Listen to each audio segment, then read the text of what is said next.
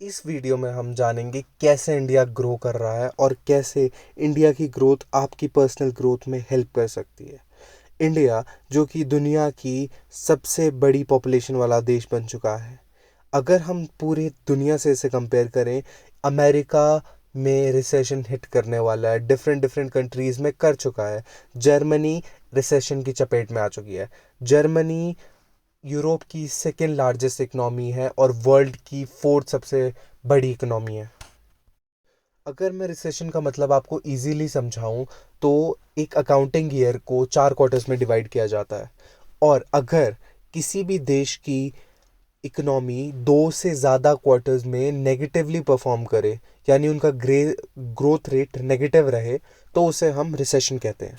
Germany में recession आने के 3 मेन रीज़न है। First, unhealthy economy.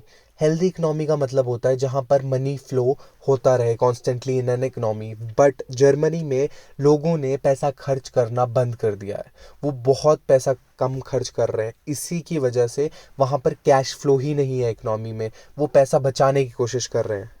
Second reason है रशिया यूक्रेन वॉर।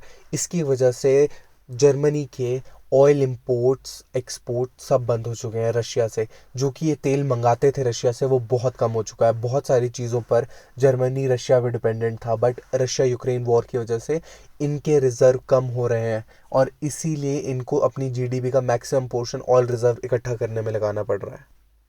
ये एक रीज़न थे जिसकी वजह से जर्मनी अभी रिसेशन फेस कर रहा है। वेयर एज ज़ीरो चांसेस हैं इंडिया के रिसेशन में जाने के, और इसके रीज़न बहुत इजी हैं, आप आसानी से समझ लेंगे।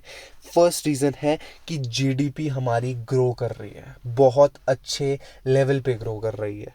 सेकंड, हमारी जो एवरेज एज है लोगों की वो है 32 ईयर्स। हमारे पास यंग यूथ है जो कि एक बहुत बड़ा प्लस पॉइंट है हमारे लिए।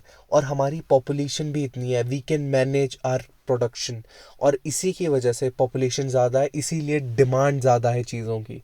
इसीलिए मैन्युफैक्चर्स के लिए बहुत अच्छे मौके आते हैं यहाँ पर अपनी कंपनी सेटअप करने के लिए। दैट इज़ वाई अभी हमारी इकोनॉमी स्टेबल है। इसीलिए बहुत सारे फॉरेन इन्वेस्टमेंट हमारे इंडिया में ज़रूर आ सकते हैं in very short span of time. जब बाहर से लोग इन्वेस्टमेंट लेके आएंगे इंडिया में, यानी अपनी कंपनी सेट करेंगे, फर्स्ट चीज़ अनएम्प्लॉयमेंट घटेगी, एम्प्लॉयमेंट मिलेगी, लोगों को रोज़गार मिलेगा, उनकी इनकम बढ़ेगी, जो कि ओवर द टाइम इंडिया में बढ़ रही है। ये भी एक रीज़न है कि इंडिया में रिसेशन हिट नहीं कर सकता। बहुत सारे इकोनॉमिक्स का मानना यह है कि इंडिया की इकोनॉमी 7% के हिसाब से बढ़ेगी इन फ्यूचर, जो कि एक अच्छा रेट है। और इसका एक रीज़न ये भी है कि हमारी जो सरकार है वो बहुत अच्छी पॉलिसीज़ ला रही है। क्योंकि there is a great saying, a fool learn from his mistake but a wise man learn from mistake of others. हमारी सरकार स्टडी कर रही है डिफरेंट डिफरेंट कंट्रीज़ के बारे में कि यहाँ पे रिसेशन क्यों आ रही है, क्या कर सकते हैं रिसेशन ना लाने के लिए। हमारी फॉरेन मिनिस्ट्री लगी हुई है, हमारी फाइनेंस मिनिस्ट्री लगी हुई है।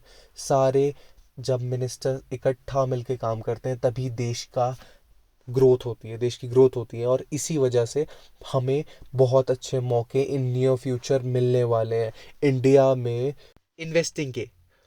So thank you guys for watching the video and do subscribe the channel if you like the video.